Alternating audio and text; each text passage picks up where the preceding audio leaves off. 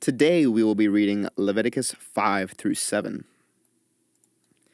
If anyone sins because they do not speak up when they hear a public charge to testify regarding something they have seen or learned about, they will be held responsible.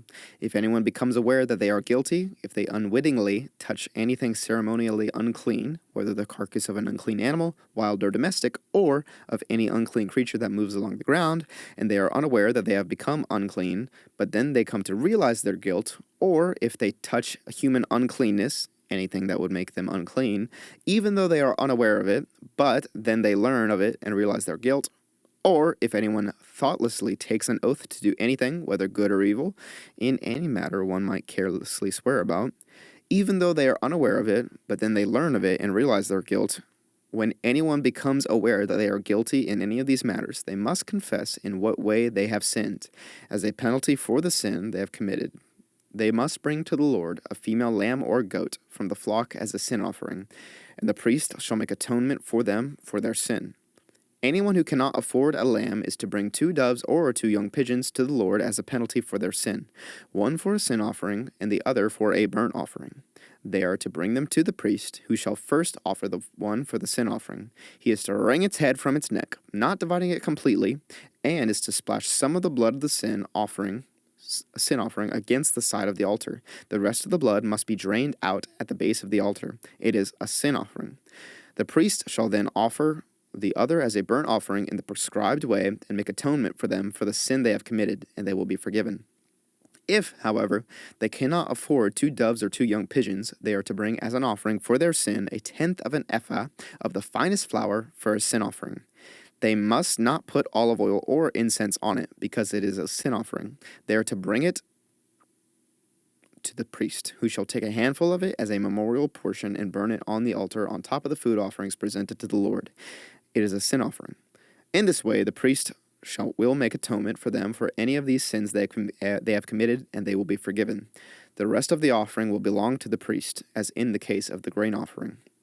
The Lord said to Moses, "When anyone is unfaithful to the Lord by sinning unintentionally in regard to any of the Lord's holy things, they are to bring to the Lord as a penalty a ram from the flock, one without defect and of the proper value in silver, according to the sanctuary shekel.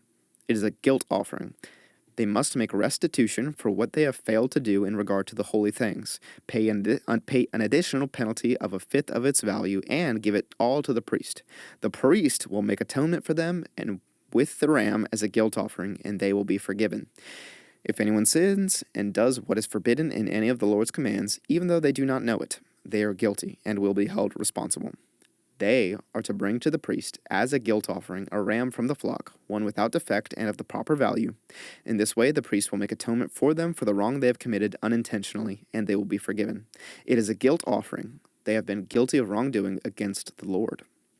The Lord said to Moses, "If anyone sins and is unfaithful to the Lord by deceiving a neighbor about something entrusted to them or left in their care, or about something stolen, or if they cheat their neighbor, or if they find lost property and lie about it, or if they swear falsely about any such sin that people may commit, when they sin in any of these ways and realize their guilt, they must return what they have stolen or taken by extortion, or what was entrusted to them, or the lost property they found, or whatever it was they swore falsely about.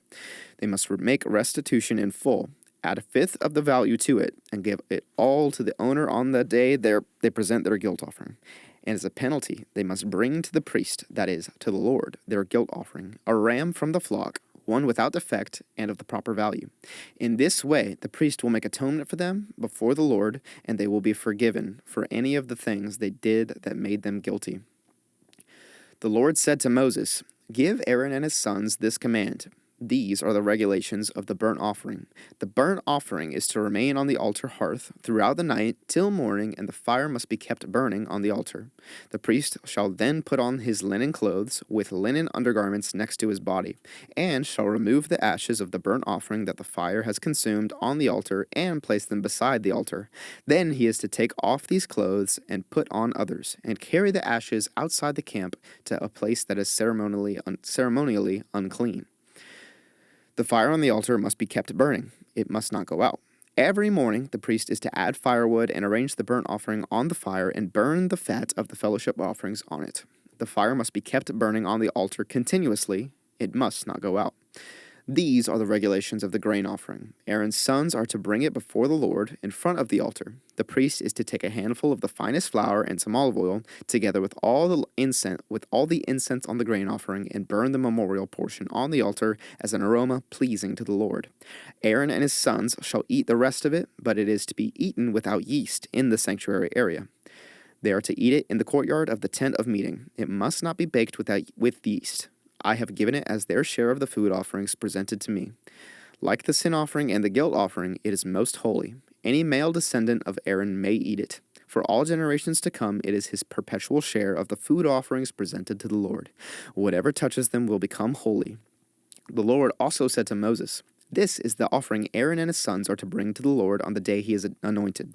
A tenth of an ephah of the finest flour as a regular grain offering, half of it in the morning and half in the evening. It must be prepared with oil on a griddle.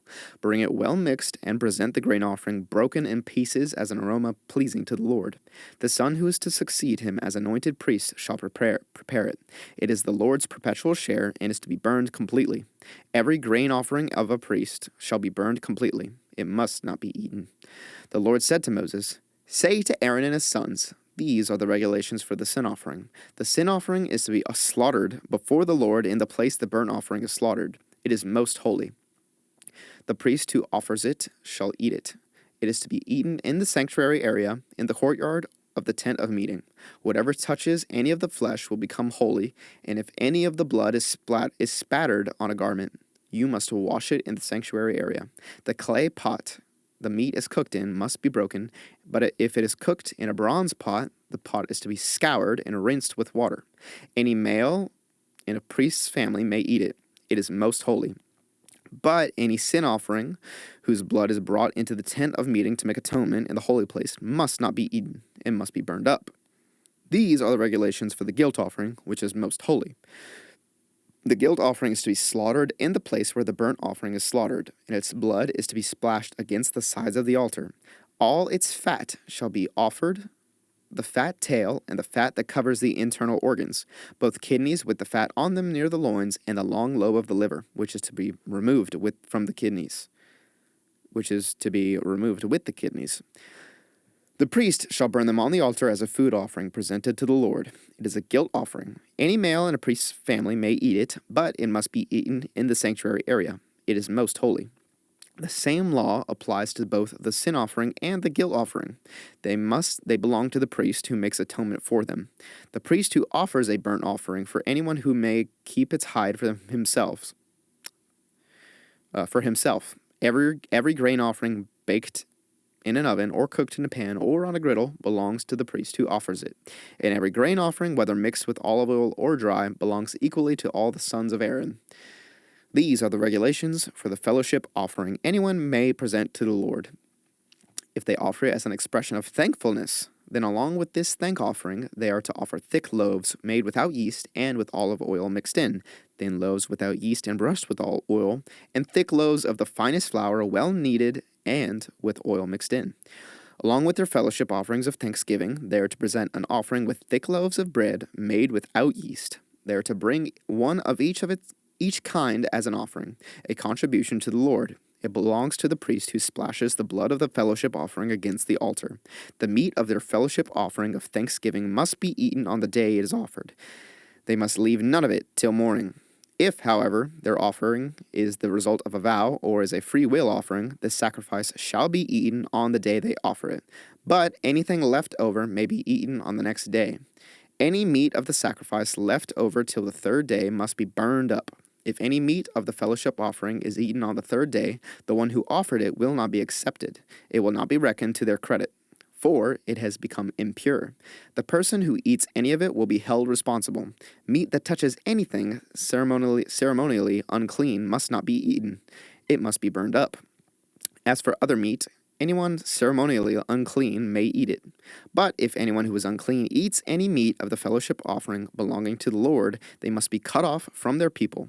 Anyone who touches something unclean, whether human uncleanness or an unclean animal, or any unclean creature that moves along the ground, and then eats any of the meat of the fellowship offering belonging to the Lord, must be cut off from their people.